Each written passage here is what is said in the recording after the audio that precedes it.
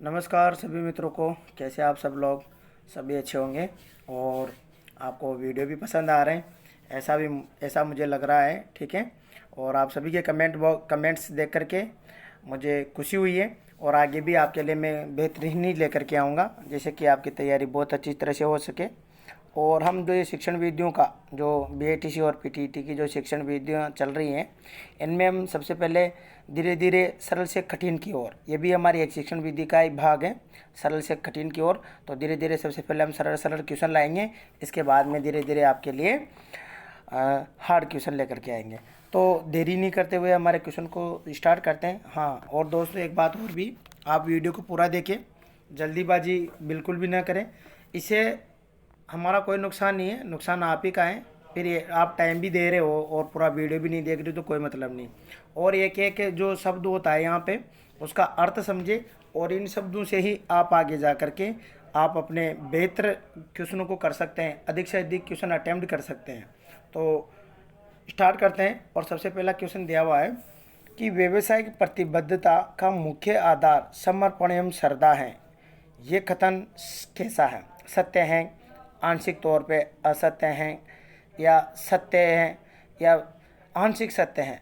तो ध्यान रखिएगा, जो व्यावसायिक प्रतिबद्धता है, ध्यान रखिएगा मुख्य आधार इसका क्या है? समर्पण और श्रद्धा। ये कथन बिल्कुल ही सत्य है। ठीक है। तो ये जो व्यवसायिक होती हैं, ध्यान रखिएगा व्यवसाय भी एक शिक्षा है और ये शिक्षा भी हमारा एक मुख्य बिंदु है। तो ध्यान रखिएगा ये बात जो कही गई है ये बिल्कुल क्या है? सत्य बात है। ठीक है। तो ये कथन बिल्कुल क्या है? सत्य है। तो कभी कभार दोस्तों आपसे ऐसे कथन भी पूछे जाते हैं। ठीक है। तो आप इनको ध्यानपूर्वक देखें। अगला क्वेश्चन देखें दोस्तों। अगला क्वेश्चन दिया हुआ है, आपके मतानुसार आधुनिक जीवन में जो शिक्षा को माना जाता है। ठीक है। तो कहने का मतलब यहाँ पे कुछ कथन दिए हुए हैं और आधुनिक जीवन में जो शिक्षा है वह कैसी मानी जाती है, शिक्षा का जो मार्ग है वह कैसा है। ठीक है। इसके द्वारा क्या किया जा सकता है? तो ध्यान रखना दोस्तों, शिक्षा क्या है? देखो, व्यावसायिक विवेक उत्पन्न करने का साधन है, बिल्कुल ये भी सही बात है। चेतना उत्पन्न करने का साधन है, बिल्कुल ये भी ठीक है। ये मोक्ष प्राप्त करने का, ठीक है। हाँ, कुछ जो धर्म हुए हैं उनमें माना जाता है, ठीक है, कि ये ठीक है, लेकिन यहाँ पे थोड़ा सा अजीब सा लग रहा है। व्यक्तित्व निर्माण का साधन है। देखो यहाँ पे बहुत ही ध्यानपूर्वक आपको क्वेश्चन देखना है। और आधुनिक जो शिक्षा मानी गई है अभी की, आधुनिक जो शिक्षा मानी गई है अभी की, ध्यान, ये व्यवसाय की भी, चेतना भी, लेकिन व्यवसाय और चेतना इन सभी के द्वारा ध्यान रखिएगा क्या होता है, इन सभी का जो सबसे बेस्ट ऑप्शन होता है वह है व्यक्तित्व निर्माण। ठीक है। तो शिक्षा का आज के समय में जो इसका जिस क्षेत्रों में प्रयोग किया जा रहा है, तो व्यक्तित्व निर्माण में, ठीक है, शिक्षा का जो आधुनिक रूप में, आधुनिक जगत में जो शिक्षा को देखा जाता है वो होती है कौन सी? व्यक्तित्व निर्माण में। आपका व्यक्तित्व ही शिक्षा के द्वारा पता चलता है कि आपका व्यक्तित्व किस प्रकार का है। आपके व्यक्तित्व, बोलचाल, रहन सहन, भाषा, इन्हीं के अनुसार आपका पता चलता है। तो व्यक्तित्व, और व्यक्तित्व को ध्यान रखिएगा इंग्लिश में बोला जाता है पर्सनैलिटी। ठीक है, कि आपकी पर्सनैलिटी कैसी है। तो ठीक है ना, यहाँ पे पर्सनैलिटी का मतलब दिखावा नहीं होता, यहाँ पे पर्सनैलिटी का मतलब होता है आपके व्यक्तित्व निर्माण से होता है। तो ये व्यक्तित्व निर्माण का एक साधन है। अगला क्वेश्चन देखिए। देखो क्वेश्चन है, थोड़ा लेंथी है, ध्यानपूर्वक पढ़े। आपके वहाँ पे अधिकांश बड़े क्वेश्चन आते हैं, तो धीरे धीरे बड़े क्वेश्चन भी लेकर के आएंगे। आप अपने विद्यार्थियों को सदैव परंपरागत विधि से पढ़ाते हैं। ठीक है, चूंकि इसमें आपको विशेष चिंतन की आवश्यकता नहीं होती। तो ध्यान रखना दोस्तों, परंपरागत विधि का मतलब आपको पहले समझना होगा। देखो, दो प्रकार की विधियां चलती हैं, एक तो चलती है आधुनिक विधियां और एक होती है कौन सी? परंपरागत विधियां। परंपरागत विधि का मतलब ये होता है कि जैसे पुराने ज़माने में डायरेक्ट जैसे बच्चों को पढ़ाया जाता था, कोई ज़्यादा अर्थ नहीं समझाया जाता था, ठीक है, उसको परंपरागत विधि कहते हैं। लेकिन ध्यान रखना, इसमें क्या बोला जा रहा है कि आप अपने विद्यार्थियों को सदैव परंपरागत विधि से पढ़ाते हैं, क्योंकि इसमें आपको विशेष चिंतन की आवश्यकता नहीं होती। नहीं, ऐसा नहीं है। कौन सी भी विधि से पढ़ाया जाए, परंपरागत हो अथवा आधुनिक विधि हो, उसमें ध्यान रखिएगा चिंतन की आवश्यकता जरूर पड़ती है। तो ये बात यहाँ पे ध्यान रखना, गलत बोली गई है, ऐसा नहीं है। ठीक है। तो ये यहाँ पे आवश्यक नहीं है। ठीक है, आवश्यक नहीं है, बिल्कुल ये सही है। ठीक है, इसमें विशेष चिंतन की आवश्यकता नहीं होती है। ये बिल्कुल सही है। यहाँ पे विशेष चिंतन की आवश्यकता नहीं होती है, जबकि जो आधुनिक विधियों से पढ़ाया जाता है उसमें चिंतन की विशेष आवश्यकता होती है। ये भी ध्यान रखना आप, ठीक है। तो परंपरागत विधि वह विधि है जो अपने पुराने ज़माने से पढ़ाई जा रही है, ठीक है। तो इसमें कोई चिंतन की कोई इतनी वह नहीं होती कि इसमें बच्चे का चिंतन विकसित नहीं हो पाता।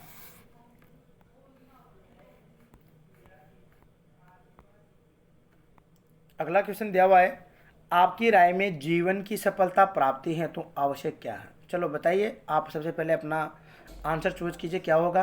परिस्थितियों से समायोजन करना, भाग्यवान होना, प्रभावशाली परिवार से जुड़ाव और अधिक धनी होना। तो आपको सबसे पहले ये समझना होगा कि जो जीवन की सफलता है, तो ध्यान रखना परिस्थितियों से समायोजन करना। परिस्थिति समायोजन का मतलब होता है एडजस्टमेंट। क्या होता है? एडजस्टमेंट। देखो उदाहरण के तौर पे समझना, जीवन में वही व्यक्ति अधिक सफल होता है जो अपनी परिस्थितियों से क्या करता है? समायोजन करता है। उदाहरण के तौर पे मैं उदाहरण देकर के समझाता हूँ।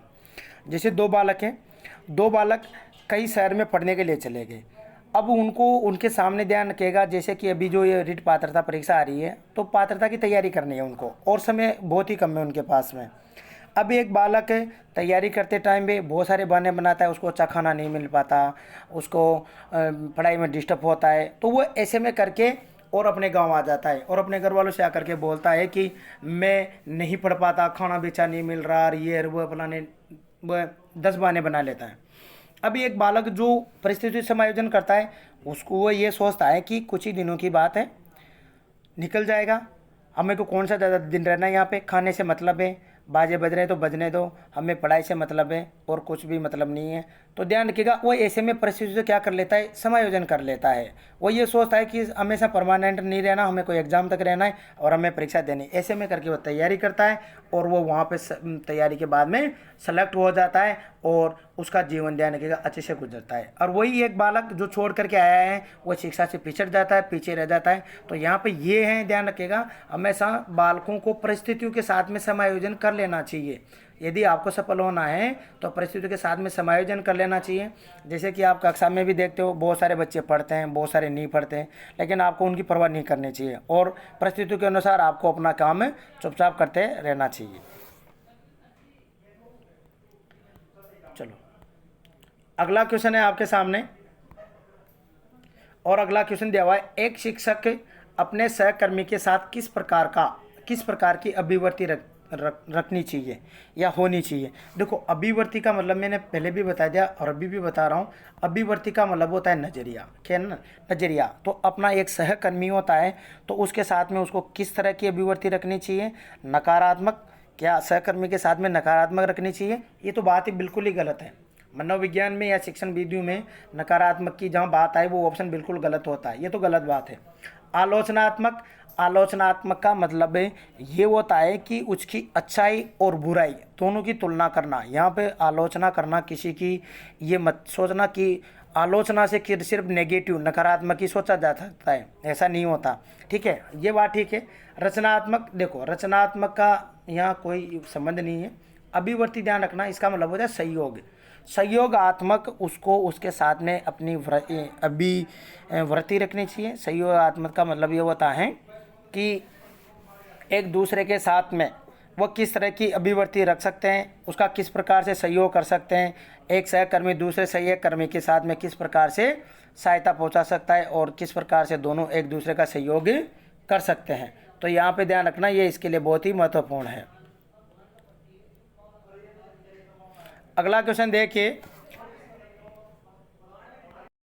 देखो अगला क्वेश्चन देखिए, बालकों के सामान्य ज्ञान की वृद्धि के लिए शिक्षक में होना चाहिए। देखो बालक की ध्यान रखिएगा, जो सामान्य ज्ञान है ध्यान रखिएगा, तो इसके लिए क्या होना चाहिए? सामान्य ज्ञान की वृद्धि के लिए शिक्षकों में क्या होना चाहिए? उत्साह होना चाहिए, उदासीनता होना चाहिए, तीव्र इच्छा होनी चाहिए, अकर्मण्यता होनी चाहिए। तो यहाँ पे ध्यान रखिएगा, शिक्षक में जो बालकों की ध्यान रखिएगा ज्ञान वृद्धि के लिए, सामान्य ज्ञान वृद्धि के लिए उनमें तीव्र इच्छा होनी चाहिए, इच्छा शक्ति होनी चाहिए। अगला है, सूक्ष्म शिक्षण का उद्देश्य छात्र अध्यापकों के मध्य शिक्षण कौशल का विकास करना। यह कथन कैसा है? तो देखो सबसे पहले तो आपको ये समझना पड़ेगा कि ध्यान रखिएगा सूक्ष्म शिक्षण क्या होता है। ये माइक्रो टीचिंग बोलते हैं इसको। जब आप बीएसटीसी अथवा पीटीटी करने के बाद में स्कूलों में जाओगे तो यहाँ छात्र अध्यापक का मतलब आपसे हैं। आपको कक्षा में जाकर के क्या करना है, किस प्रकार का शिक्षण करवाना है, किस प्रकार के शिक्षण कौशल का विकास करना है, ये आपको बीएसटीसी या पीटी करने के बाद में आपको समझ में आ जाएगा। आप कक्षा में जाते हो, बच्चों को आपको पढ़ाना पड़ेगा, तो ध्यान रखना ये शिक्षण कौशल है, इसको बोलते हैं सूक्ष्म शिक्षण। इसमें आपको जो एक टीचर जितनी भी क्रिया करता है वह सभी क्रिया आपको यहाँ पे देखने को मिलेगी। तो ये कथन क्या है, बिल्कुल सत्य कथन है।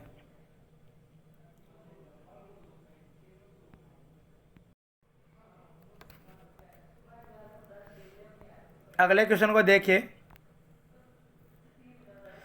बालकों में किसी भी व्यवसाय के प्रति पूर्वधारणा का विकास होता है। तो देखो कोई भी बालक होता है तो ध्यान रखिएगा वो व्यवसाय से संबंधित जो भी पूर्वधारणा बनाता है, तो ध्यान रखिएगा वो पूर्वधारणा बनाता है तो वह अपने अभिभावकों के द्वारा बनाता है। ठीक है, पड़ोसियों के द्वारा नहीं बनाता कि पड़ोसी क्या कर रहा है क्या नहीं कर रहा, अध्यापकों के द्वारा भी नहीं बनाता, समाज के द्वारा भी नहीं बनाता। लेकिन ध्यान रखिएगा जो अभिभावक होते हैं तो वह व्यवसाय में अपनी धारणा अपने माता पिता को या अभिभावकों को दे करके बनाता है कि वह किस तरह के व्यवसाय करते हैं, तो मैं भी उन्हीं के तरह का व्यवसाय करूं। तो ऐसी पूर्वधारणा का जो विकास होता है वह अपने अभिभावकों को दे करके ही होता है।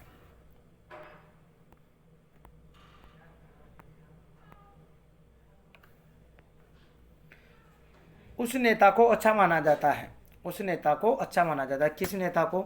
जो समूह की सदैव प्रशंसा करता हो, या समूह की सेवा करता हो, या समूह की आवश्यकताओं की पूर्ति करता हो, या समूह को प्रेरकों को संतुष्ट करता हो। तो ध्यान रखिएगा वह नेता सबसे अच्छा माना जाता है जो समूह को ध्यान रखिएगा प्रेरित करता हो। ठीक है, उनको आगे बढ़ने के लिए प्रेरित करता हो, मोटिवेट करता हो, तो वह नेता हमेशा अच्छा माना जाता है जो सकारात्मक सोच रखता हो। तो इस प्रकार का जो नेता होता है वह क्या होता है, अच्छा। तो ध्यान रखना यहाँ पे ये भी ऑप्शन गलत नहीं है कि समूह की आवश्यकताओं की पूर्ति करता है, ये भी ठीक है। समूह की सेवा करना ये भी बात ठीक है, और समूह की सदैव प्रशंसा करना ठीक है, ये भी अच्छी बात है। लेकिन इनमें जो सबसे अच्छा जो आपको ऑप्शन दिखाई दे रहा है वो ऑप्शन है कौन सा, समूह को देखना प्रेरित करना। क्या करना? प्रेरित करना, उनको उत्साहित करना, मोटिवेशन करना उनको, वो अच्छा माना जाता है।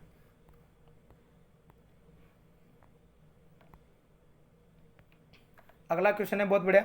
बाल्यावस्था में बालकों की दोस्ती का केंद्र बिंदु क्या होता है? जो बालक होते हैं तो ध्यान रखिए बाल्यावस्था में इनका जो केंद्र बिंदु होता है वो केंद्र बिंदु क्या होता है, बौद्धिक तथा शैक्षिक स्तर।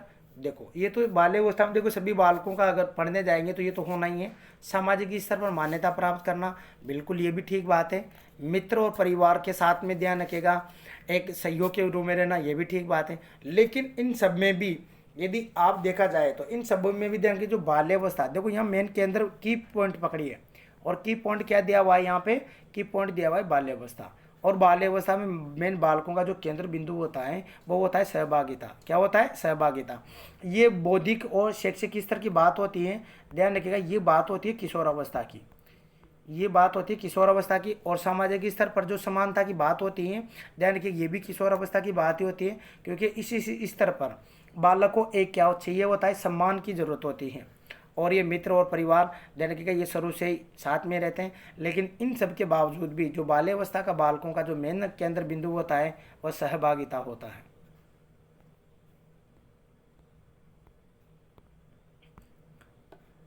अगला क्वेश्चन है, समाज में शिक्षकों का स्तर होना चाहिए। देखो समाज में शिक्षकों का स्तर कैसा होना चाहिए, तो अत्यधिक मानसिक कार्य करते, ठीक है ना, ऐसे अध्यापक जो बहुत ही ज़्यादा मानसिक तौर पे कार्य करते हैं वैसे नहीं, समाज के लिए कार्य करने वाले नहीं, भावी नागरिक तैयार करने वाले या अत्यधिक श्रम करने वाले। देखो समाज के लिए ऐसे शिक्षकों का स्तर होना चाहिए जो कि हमारे लिए एक भावी नागरिक तैयार कर सके। ठीक है, ये यहाँ पे सबसे अच्छा ऑप्शन है इसका। ठीक है,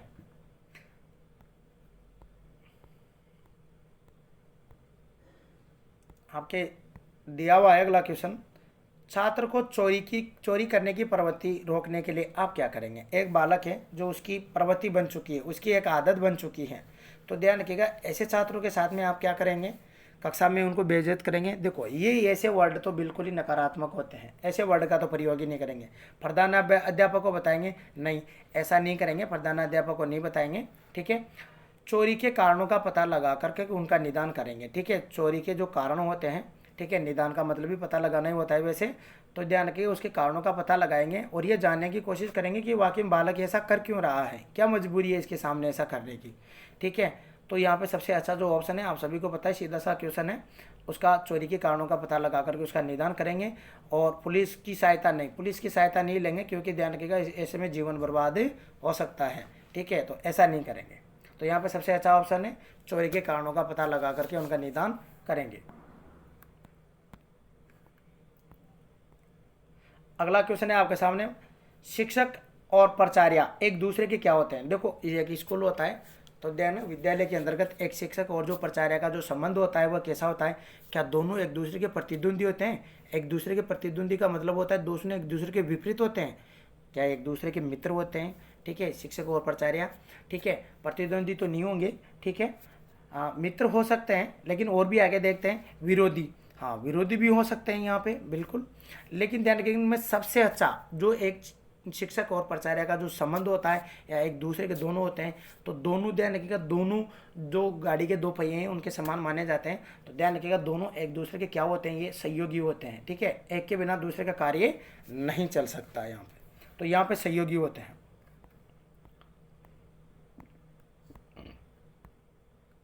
देखो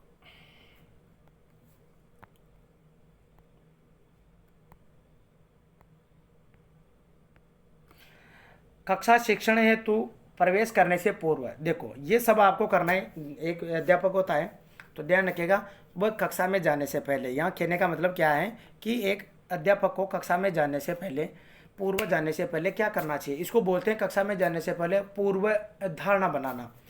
तो ध्यान रखना क्या करेगा वह, चतुर्थ श्रेणी के कर्मचारी से कुछ देर तक बुलाने के लिए कहेगा, ऐसा नहीं करेगा, ठीक है, ये अच्छी बात नहीं। दर्पण में अपना चेहरा निखारेगा, ये ऐसे बकवास क्वेश्चन है, ऑप्शन है। आज के पाठ की शिक्षण सहायक सामग्री को लेकर जाएगा, ये ठीक है, ठीक है, वह आज क्या पढ़ाना है उसको क्या नहीं पढ़ाना ऐसी शिक्षण सामग्री को साथ लेकर के जा सकता है। लेकिन इससे भी अच्छा ध्यान रखिएगा, इससे भी सबसे अच्छा और सबसे बेस्ट ऑप्शन होता है अपनी पाठ्य योजना को व्यवस्थित करेगा। अपनी पाठ्य योजना को व्यवस्थित करने का तरीका मतलब ये है कि वह जब एक अध्यापक कक्षा में जाता है, तो कक्षा में जाने से पहले वह ये देखेगा कि मुझे आज क्या पढ़ाना है और बालकों के अंदर मुझे कौन से कौशल का विकास करना है, ज्ञानात्मक कौशल का विकास करना है, भावात्मक कौशल का विकास करना है, या ध्यान रखिएगा कौन से कौशल का मुझे विकास करना है। तो ये अपनी पाठ्य योजना में वह सबसे पहले इन चीज़ों को क्या कर लेगा, व्यवस्थित करेगा। कक्षा में जाने से पहले ये सब कार्य उसको करना चाहिए। इसका मतलब ये होना चाहिए कि अध्यापक को कक्षा में जाने से पहले या कक्षा में शिक्षण करवाने से पूर्व अपनी पाठ्य योजना को सुव्यवस्थित तरीके से उसको कर लेना चाहिए।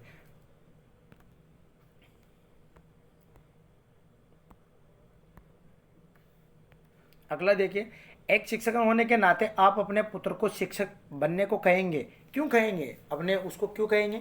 एक ऑप्शन दिए हुए हैं यहाँ पे, नहीं क्योंकि इस व्यवसाय में कुछ नहीं रखा, ठीक है।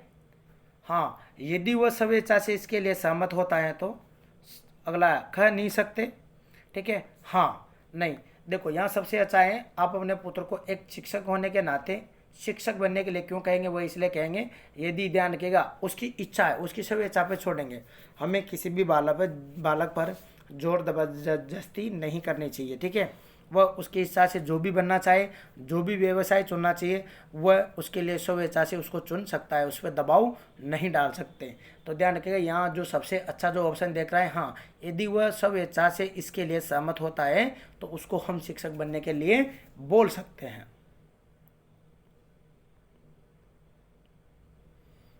अगला क्वेश्चन है, आपके मतानुसार संप्रेषण कैसा होना चाहिए। संप्रेषण का मतलब आपको मैंने पहले भी बताया था, अभी भी बता रहा हूँ। देखो संप्रेषण ऐसा होना चाहिए जो कि एक रोचक हो, दूसरे को आसानी से समझ में आ जाए, अपने भावों का, अपने जो भाव होते हैं जिनको दूसरे को आदान प्रदान करें, तो वह एकदम उसको आसानी से और सरल शब्दों में उसको समझ में आ जाना चाहिए। तो संप्रेषण हमेशा कैसा होना चाहिए, रोचक होना चाहिए। कैसा होना चाहिए, रोचक होना चाहिए।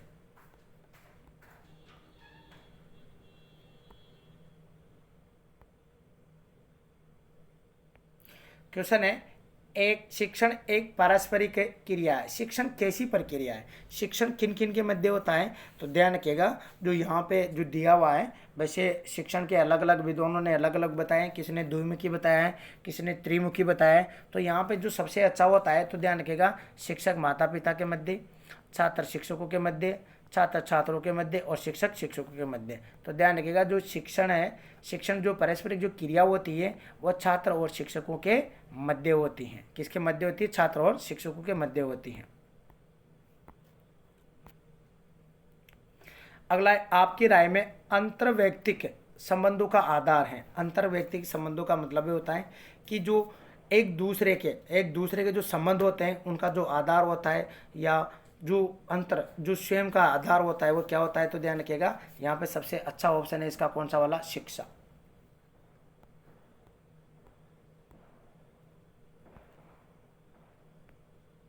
आपकी राय में जीवन की सजगता का महत्व है, ठीक है ना? तो ध्यान रखिएगा, जीवन की जो एक्टिविटी है या जो सजगता है, उसका जो महत्व है वह कैसा है? शिक्षण व्यवसाय तक, कहने का मतलब जो सजगता बनी रही आपकी, वह शिक्षण या व्यवसाय प्राप्त करे जब तक, या परिवार में रहे जब तक, या आवश्यक नहीं है। तो ठीक है, ऐसा नहीं है, पूरे जीवन, ध्यान रखिएगा, आपके जो जीवन की सजगता है उसका महत्व पूरे समग्र जीवन तक रहता है।